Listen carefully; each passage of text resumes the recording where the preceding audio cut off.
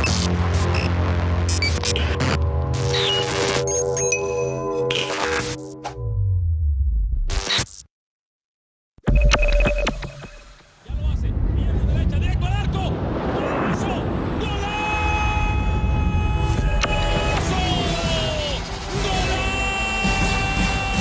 world of football with a soccer perspective. This is Soccer Today with Duane Rollins and Kevin Laramie, live on the Sports Podcasting Network. Good day, good night. Welcome to Soccer Today for Thursday, March 17th, 2022. I'm Kev Laramie with Duane Rollins as always. And Duane, before we get started, I wish a great St. Patrick's Day to everybody that feels that it concerns them. Because it's about the Irish, it's about the Irish people, but it's about everybody who feels they have a little bit of Irish in them. And like most of the population, we all have a little bit of Irish in us. Yeah, look, I mean, if we're Caucasian and evolved from that area of the Celts, we probably all are kind of the same in some capacity at any rate altogether. Happy St. Patrick's Day out there to everyone. It's the first real one we've had in 2 years, where I am anyway. It feels kind of alive. It's a nice day here too, so it's going to be fun. I'm going out after my work day to have a drink with an old university friend, so I'm going to enjoy my St. Patties, not patties. Exactly. St. Patties is another time. It's when we celebrate burgers in our lives, and that's something different. But for today, Duane, we have a show that we won't be talking about Irish soccer because, yeah, we won't do that. Yeah, they're more about hurling anyway. Exactly. Yeah. Concacaf Champions League. We're going to review last night's games. Of course, it was a busy night in the CCL. 2 MLS teams are out. We thought we had it all figured out. We thought, it's going to be easy. 4 of them will be in the semifinal. It'll be an all MLS final also. We were wrong. I alluded to it yesterday. Pumas said, hold my beer, New England. It ain't over. Hold my cerveza. Here's 3 past the keeper. Let's go to penalties. And they won on PKs. Pumas tamed the revolution. There wasn't any revolution yesterday. There was just repression. Repression by the Pumas. Also, CF Montreal lost at home. While they drew at home, they lost the series. CF Montreal eliminated from the CCL. What did you think of last night's games, Duane? I thought that last night's games were kind of a throwback. Look, I mean, we'll talk about Montreal second, I think, today, because I think the Revolution story is the story of the day, to blow a 3-goal lead, to lean into every bad MLS cliche that you can think of in terms of their play in the CCL. I'm very much looking forward to hearing Extra Time Radio today because it's going to be hilarious because they are so want a team to win this, and it's every year it hurts them. So, and I am who I am, so I enjoy watching train wrecks sometimes. So sorry guys, love you, but look, you can see it happening right from the get-go. Like, that was a tepid performance by New England. They were tired. The altitude, they weren't used to it. They had to fly down immediate. When you don't have the opportunity to train for the altitude, to deal with it, to prepare for it, it really zaps you. I've never played a sport at altitude. I've been at altitude, though, and I can tell you just even walking feels a short, right? Just walking upstairs, just walking at an incline of some sort in Mexico City, it's not easy. I've done it. Like, there's inclines just to go to Estadio Azteca, and inside Estadio Azteca, too. And Mexico City as a city itself is very hilly. So when you just walk around in the neighborhood I was residing in when I was there for a week, yeah, it's a very hilly place where you realize that, oh wait, my calves are not what I thought they were. And I figured that I have a new muscle right there, and it hurts. Yeah, exactly. And so look, for them to go down immediately after being midweek, or like weekend, midweek, that's too much for an MLS team, and there's too much for the rosters, and it really started to show. And look, I said, it was funny, I tweeted out, if they get a goal now in the next couple minutes, this thing's going to get real. And as I was tweeting it, they scored that goal, and it got real. I think, as I said last night, look, there's nothing really to analyze it. They were badly outplayed. They couldn't get control of the ball. Their legs weren't there. You could tell. And I think even in the shootout at the end, Leget's shot, he skied it, just like Bradley skied it in the very similar penalties. They put it into orbit, right? And that, to me, you're getting back. That's a tired play. You're not, your muscle, your core is not strong, and you're leaning back when you hit the ball. That to me is fatigue that causes that ball to blast over the goal. both in Bradley's case in 2018 and last night with the Jets. So, look, they were just wiped out by a team that is skilled and was able to savvily sort of understand that they could put their foot to the throat pretty early, because it was a daring. It was risky by Pumas to go full out, because one single goal by New England, because away goals are at play, unlike in Europe still, would have made that they needed to score 5 and New England goes through. So New England had a chance, a point blank chance at the end. Josie sort of flipped it on. There was kind of a scramble. Keeper made a big save. They turned the other way, and then Pumas almost scored in the break. So yeah, it got wide open after the goal when New England realized they had to score. But it's hard to go down there and defend for 90. We've seen it. We've seen it in the past. In the game, I texted Kevin to in the middle, like, this reminded me of Santos Laguna and Montreal that all those years ago, because they were holding on tight. And Montreal, God bless them. Like, we make fun of them here in Toronto for that a little bit because it's funny. I'm sure you do the same. Toronto lost badly down there once too, but you could see it happening, right? Like Montreal, the point I'm making, they were brave for 60 minutes, but the legs don't care how brave the heart is when the legs give out. No, and we've seen that movie before. And it's yesterday. It reminded me of, you've seen the same movie and you think that the protagonist is going to change his decision in the movie that will lead to a different outcome. But it doesn't. It doesn't happen. And you see the same. Pumas moves on penalties. Let's take a look at the numbers in this game first of all. In the matchup, Juan Drenino scored twice, once in the end of the first half and once to begin the second half.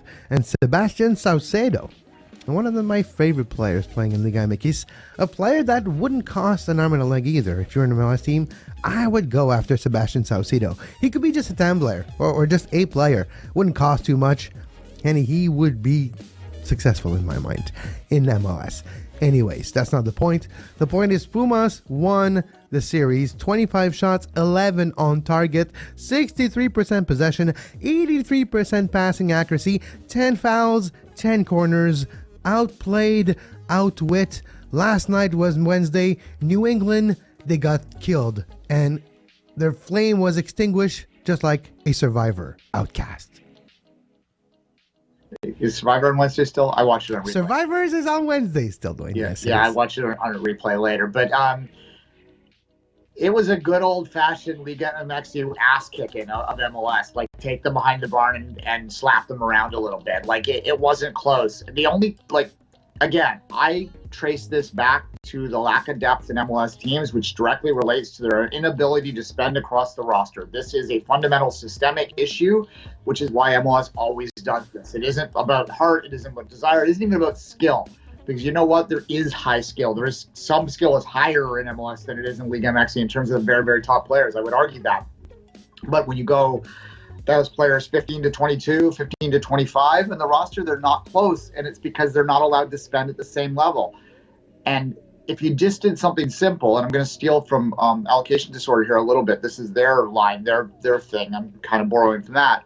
If you just allowed teams to spend $20 million across the board and maybe give them one DP instead of 3 that goes above that, then you're going to still keep that parity, but also allow teams to develop that depth, which would not so much in the CCL even, but in the league games on the weekend, you could do a full rotation and not worry that you're going to embarrass yourself. And that's the problem with this. We saw it twice this week. It seems like a throwback to me because New York won the tie, but they lost the game 4-2. Let's not forget that New York did not play well, and just Tuesday night, they almost got eliminated playing Comunicaciones. It was 4-2 for Comunicaciones, and New York won the tie on away goals. Yeah, and there was a controversial goal line clearance that may or may not have gone over if there was a better VAR system in place. So, look, they barely got by, and we'll see what Seattle does tonight. But I would not necessarily think that Seattle is going to go in there and win that easily. I do favor Seattle to win tonight because they're playing Lyon. And they're, which you always saw is one of the bad team right now in well, they're not that terrible, but they're up. I feel Seattle's going to pull it off. I think Lyon has more to prove than Sounders, is what I'll say. In terms of their reputation continentally, even forget even league-wise. I would rate the Sounders as a more successful team in the continent. At any rate, so yeah, I do favor them then. But look, we were talking at the start of this week about the possibility of an all-MLS semifinals. I didn't think that was highly likely, but we said it was possible. It could be an all MLS side and an all Mexican side, because the way it's looking, Pumas will play Cruz Azul on one side of the semifinal, and New York will play the winner of Lyon and Seattle. Yeah, which that's the point, though, is like we have gone in that I put the meme up last night at the end of the game that that escalated quickly, swilling with the right from Anchorman. Yes. It did, because we went from like, oh, it's going to be all MLS and rah, rah, rah, to, oh my God, there's going to be a Mexican team in the final for sure. Like in a snap like that, in 40 minutes of madness down in Mexico City. And the Mexican team will be favored to win the tournament. Yeah, absolutely. Now, it's 80-20 right now. I put it at Mexico's going to win this. I'm still going to give New York or Seattle a chance, but by and large, in a one-game final, anything can happen. We saw LAFC almost won their one-game final. They were leading in the 60th minute. Toronto got to penalties. Like, it can happen. But, look, the Mexican teams are favored for sure. Also, what we need to understand is teams will still favor the league also, because you don't want to find yourself in too much of a hole. And right now, if we look at the teams that participated in the CCL and are participating in the CCL, and we look at the result in Major League Soccer so far after 3 weeks, they're not doing too good. So, Duane, let's look at the standings. Who was in the CCL? Montreal. Oh, yeah, they're 14th in the Eastern Conference. 0 points. Who else? Oh, yeah, New York City FC, they're 7th. The defending champions are 7th in the Eastern Conference. New England, they're 9th. Seattle is 11th. That's blasphemy for Sounders being in the bottom half of that table. They're 11th. Who else was in the CCL? Well, exactly. You're seeing the results that the CCL does cost points. And in MLS, in the standings right now, you're seeing a correlation in my mind with the CCL, the amount of games played. But maybe you'll have a fitness boost in just MLS for the teams that have been eliminated, like New England and Montreal. But for Seattle and NYCFC, I'm going to keep an eye still on the results in league and in tournament, because I think they can drop points, maybe too many points.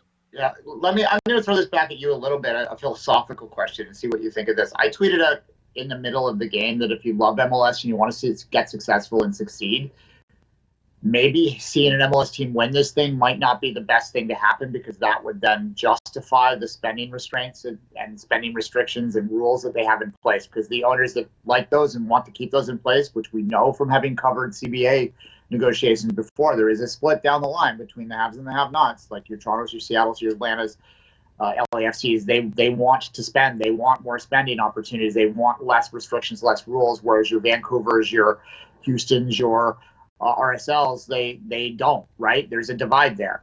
So if you have a team win the CCL while those restrictions are in place, those teams they're just going to galvanize and talk to those middle teams, the teams that could maybe go one way or the other. Kansas City is a team I've heard that is in that middle line that some days goes this way and some days goes that way. If you go point to them and go, well, look, they won the CCL with these, so why do you need to spend more? But to me, there's a question there, and I don't know whether you think or whether you agree whether this is the case or not, but it's a double-edged sword. Be careful what you wish for if an MLS team ever wins this tournament, because it might actually restrict it. It's going to help that market. Don't get me wrong. In that market, they're going to be like, we are the champions of Concacaf. We're going to play in the World Cup, where we're going to lose to the African team that no one ever remembers. That you have to win one game before you go. So we'll just play one game against nobody. We won't even actually get that game against Barcelona. Well, it won't be Barcelona. Yeah, the game against Dortmund, or no, not even again, Bayern Munich or Manchester City. Yeah. That's the thing. Cool, World Cup. We said this before. I'll say it again. Everyone talks. We got to go play the European team. No, you won't. You'll play like Asia or Africa first, then probably South America, then maybe. Yeah, then maybe, exactly. Maybe, but you never know. We've seen clubs like Palmeiras make it all the way to the final, and Palmeiras it's a Brazilian Serie A club. It's not like it's the world beater either, so you never know. But it won't happen this time, I think. At least it won't be Montreal, and it won't be New England. NYCFC is still in the competition, but lost a bit of momentum. Seattle has a chance tonight to at least not leap into a semifinal versus NYCFC. And that's the other thing. We're going to get some MLS on MLS violence in the semifinal, with two clubs on one side being an MLS and on the other side two Liga MX clubs. So there will definitely be a Liga MX club.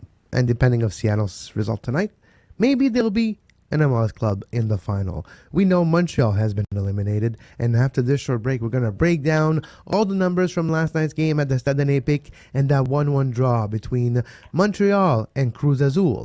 That and more after this short break.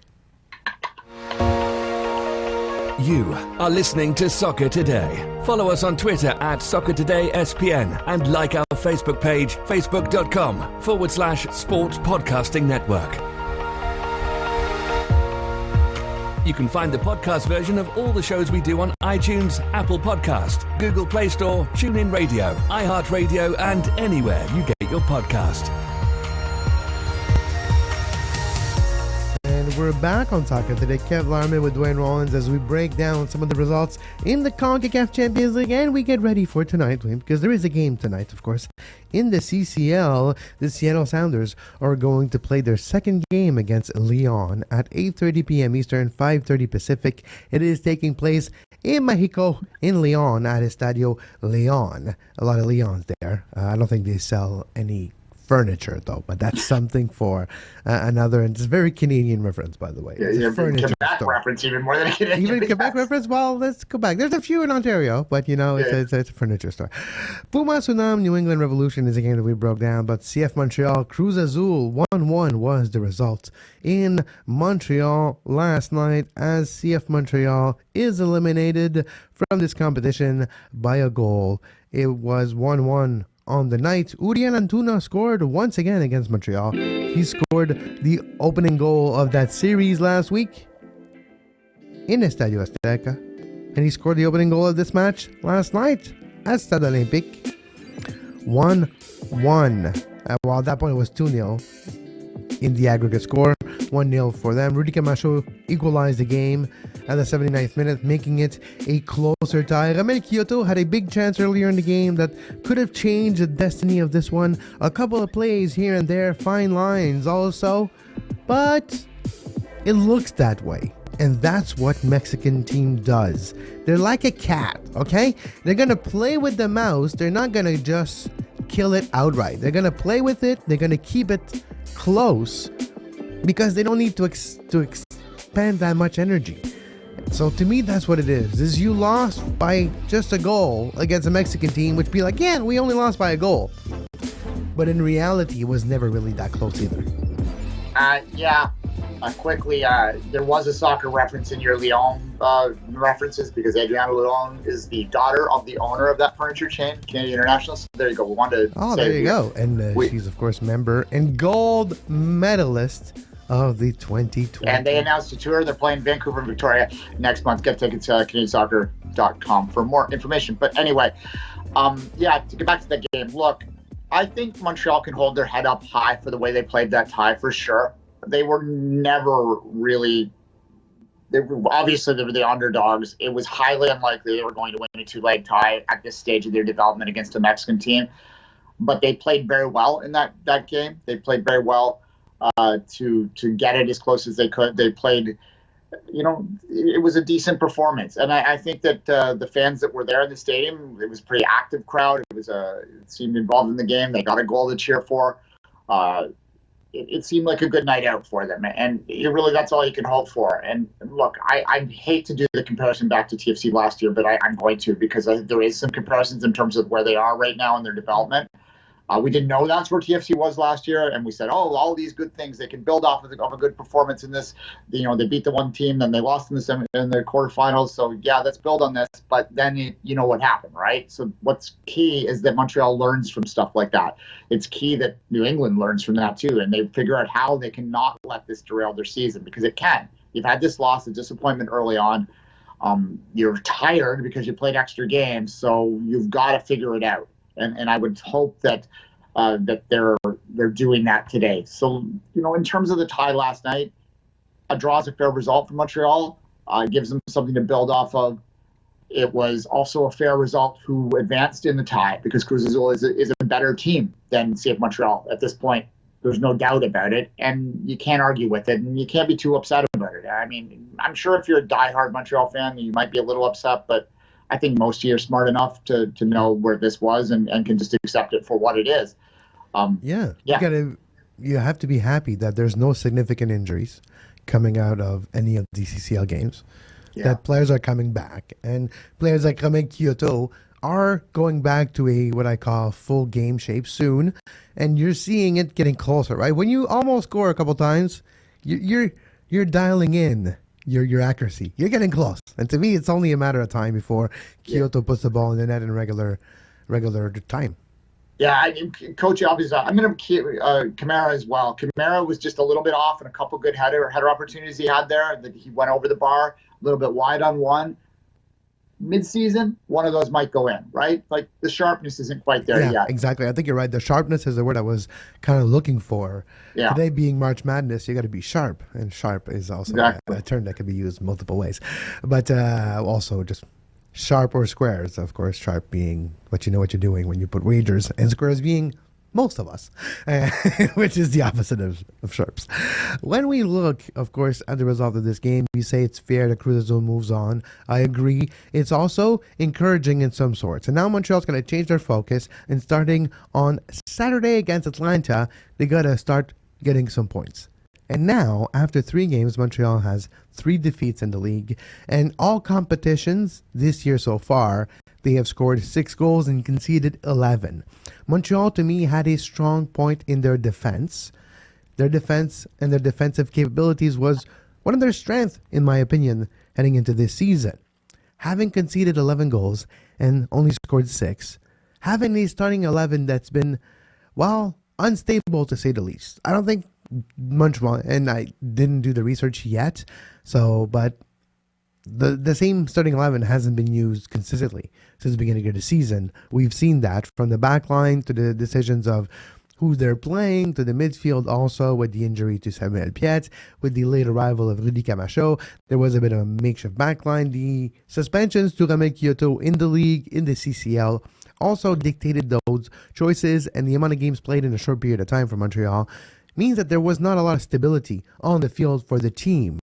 And that has to be important. Also, a comment of Wilfried Nancy. I don't think it's as a shot across the bow as it feels, but he says, I think we did good, and I'm paraphrasing his French comment that he mentioned in his press conference last night. One quote that you could say, and it is, of course, used out of context, so take that for what it may be worth, saying, we've done pretty well with the players we've got. So that also means something, saying, look, we ain't got no pure number 9 striker that will score 3 goals per game. We don't have that yet. We have Bjorn Johnson, who scored 2 goals in 1 game, and that's all he scored since joining CF Montreal last year. So I think there's a bit of maybe that. But some fans are taking this as, the coach is not happy with the roster he has in his disposition. Yeah, and that's a fair assessment. He could be it's a hint for sure. That's a message to Joey to say, look, I know we don't have the same money as some teams, but there's got to be a way you can, shake the tree over in Italy or something and see what falls out. There's got to be something that you can reinforce here to find us some more offense, because that's always been the issue with this team. And look, Georgie is doing so well this year, and he is amongst the top players in the league, in my opinion. He is. No, I agree, but you're right. Sorry, I didn't mean to interject, but I think he's still underrated. But I think Georgie Mihailovic will have a banner year, and hopefully he stays for the year, because that type of player draws attention really quickly. Yeah, they're in trouble if he goes. Like Montreal goes from being a bubble playoff team to being wooden spoon contenders without Georgie right now. Like, I'm just being honest. No, maybe, and I still believe they have a shot to grow and become a really good team by the end of the season and then go on a playoff run. But for that, they do need contribution and the growth of a lot of players. I think Mihailovic is going to be one of those players, but we'll see. Let's look at a couple of the numbers from last night, Duane, because I think there's encouraging numbers here. Montreal has had difficulties keeping a consistent shot on target ratio per game. 16 shots on target out of 16. That's a bit over a quarter.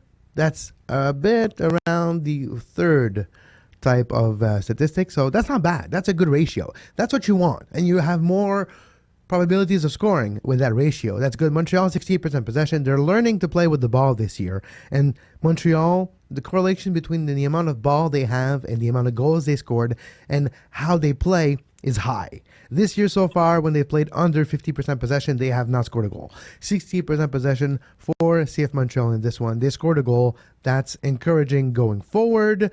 Amount of passes and the accuracy, that's high, especially for a game at the Stade Olympique that you're literally playing inches away from concrete. Not bad. Corners, able to put 7 corners on Cruz Azul. It's an indicator of a certain pressure put on the defense and the team. Not bad. Montreal, statistically speaking, fared well last night. Yeah, look, there's a bit of score effect there, but once they got the second goal in the tie, but nonetheless, it was a good performance. It was enjoyable, but it looked, while watching it, from my perspective, it looked like watching an underdog playing bravely. It looked like Burnley playing City, and holding them scoreless for 60 minutes type of a game. And there didn't seem to be a lot of sharpness there. But I will say that Montreal did come into the game a little bit once they started to defend a bit, once Cruz Azul started to defend a little bit. And as I said earlier, a little bit more sharpness, and maybe they get one earlier, and then maybe we're having a different conversation here tonight. There's no shame in how Montreal went in this competition, but as we've alluded to, the key now is to build forward, because you don't want to fall too far behind right now. You do not want to be entering the summer months when you're going back into Stade Saputo, where you're looking at trying to fill that place up and trying to rebuild some relationships there. You want to have a team that's still competing for something, because the worst case scenario for Montreal is, they're still having their fans bickering over branding and and the team sucks. True. Hey, if that could be encouraging, attendances in person has been better than expected, in my opinion, at the Olympic Stadium. Also, ratings across the board have been better than anticipated, which does not mean they're good. No, we'll get there another day, but better than last year. So that's always positive. Atlanta is next for CF Montreal this Saturday. Of course, I'm gonna invite you to watch us on TVA Sport and watch the French podcast of this game on TVA Sport. It's going to be a great time to watch CF Montreal play against Atlanta. Montreal needs a result against Atlanta, and you know what? It might not be out of the realm of possibility. And that's the last game in March for Montreal. It is the international break after that. And next week, we'll be breaking down Canada games, Duane. It's going to be fun. The ratings are going to go back up again. I love it. We're going to see K's next to numbers on YouTube. That's going to be fun next week. But we're heading into tonight. We have one more game in the CCL quarterfinals. This evening, Seattle faces Lyon. Seattle travels to Mexico. Well, they traveled yesterday to Mexico to face on Lyon. Seattle's winning 3-0 after the first leg. You're seeing the numbers on your screen. Seattle needs to play better, Dwayne. They cannot play the same way and expect the same result. They cannot. So if you take the league, I don't like outliers as a stats guy, and you also explained to me over the years of doing this show, outliers shouldn't be calculated too much when you're doing things. The 90th minute goal by Jordan Morris, I shouldn't count it. Freddie Montero scored on a penalty. That shouldn't be counted either. It's basically a 1-0 performance that Seattle did with 30% possession only. 14 shots, 9 on target. That's why they have 3 goals. That's what they need to replicate today. But they also need to counteract Lyon's offense. Lyon has done some squad rotation last weekend, and they lost against Tigres. We've talked about this yesterday. So Lyon might not be coming into this with a lot of ambitions, but that's dangerous, because playing against kids that have nothing to lose and are not playing, they have one way to play, and that's to impress. And I wouldn't be that confident playing against young, talented Mexican players who need to impress to make a better paycheck. They've also, seen the highlights of last night. They've seen Pumas come back from 3 goals down, right? So they're in that dressing room right now going, look, if we're better than that. We believe we're better than that Pumas team, so we can do that too. The caveat is Seattle also saw that. So hopefully, from a Seattle standpoint, they will have learned from the mistakes of both New York, bluntly, and of the Revs last night, and not be passive. I shouldn't say New York was passive. I would actually put that to kind of just the opponent stepping up. But the Revs were certainly passive. They were sitting back, thought they could defend for 90 minutes, and they couldn't. That would be the criticism I'd give to Bruce Arena, and the suggestion I'd give to Seattle is that one goal kills it. You score a goal early, this thing's done. So, and that's when your legs are going to be freshest. So, put your foot down early because you still have a 2-goal cushion if you allow. So open up a little bit early, try and kill them off. You score in the first 20 minutes, that tie is over. They're going to pass the ball around for 90 minutes and get it over with at that point. Also, Lyon is not Mexico City. It's not over a mile in altitude. So that is not also a big difference. It's closer to sea level. It's not technically sea level, but it's not a mile high in the altitude, which is what? 1.4 mile high, Mexico City, depending on where you are. So it's a big difference. It's the highest World Cup final ever played was in Mexico City. So it's 70 in 1986, exactly. Yeah. Which is pretty high. I think it's even higher than a mile than sea level. But regardless, it's very different altitude-wise. It won't be the case for Seattle. Seattle will be going into this game as the favorite, and we'll see if they can get the job done. And we'll talk about it tomorrow, of course, on Soccer Today. Tonight, once again, the game is at 8:30 p.m. If you are in Canada, the game is available on One Soccer.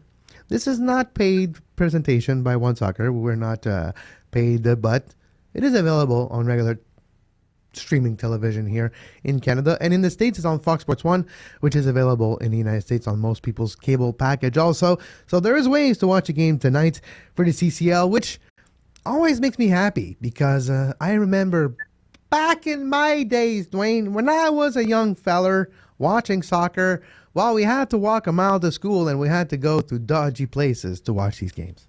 No doubt. I saw TFC qualify for the first ever version of the group stage format of the Champions League. So when they had the groups, and there were a couple of those group stage games that were not on Canadian television, that we had to go to tfc.ca and refresh the page to get text updates. And that wasn't that long ago. Oh, remember? So, that's how I used to watch a Tour de France, Duane. And not that long ago. 2009, okay? 2008, 2009. It wasn't even on TV sometimes, the Tour de France. And I used to watch it refreshing cyclingnews.com's live updates. That's basically Twitter now. Things have changed in over 15 years. No, 100%. Yeah, we get mad now when we can't get a preseason game televised, right? Let alone... My Chromecast doesn't work. I'm like, what do you mean I can't Chromecast to 4 different TVs, 4 different games in preseason? What do you mean I'm not allowed? Exactly. So the access is amazing. Well, I go all the way back real quickly. I was doing, because we're going to talk about international last week. I always remember the 2,000 euro. That's really when I think soccer really broke through 20 years ago in this city in terms of this country. I mean, in terms of popularity, it was 3 days before the tournament, before we knew where the games were going to be on television. Could you imagine learning that late where the European Championships were going to be held and being worried that they wouldn't be on television? Yeah. Now it's like years that's only before. And that's in this century. That's in 2000. Well, okay. Pedantics, I know. It was technically last century. Yes, because it's 2001 when the century changed. Because you're not exactly. We're not going to get into that debate, but yes, that's correct. 2001 is when the actual third millennium started. Well, even millennium at that point, you can even say, but yes, century would work too. On that note, on that pedantic English note, which is not, it's important. Details are important in sports and in life. They're very important because it's fine lines. Famous, maybe the most famous quote by Carl Robinson ever. And a lot of people watching this show are probably wondering, going, who the heck is Carl Robinson? That's how long we've been doing this. TFC legend.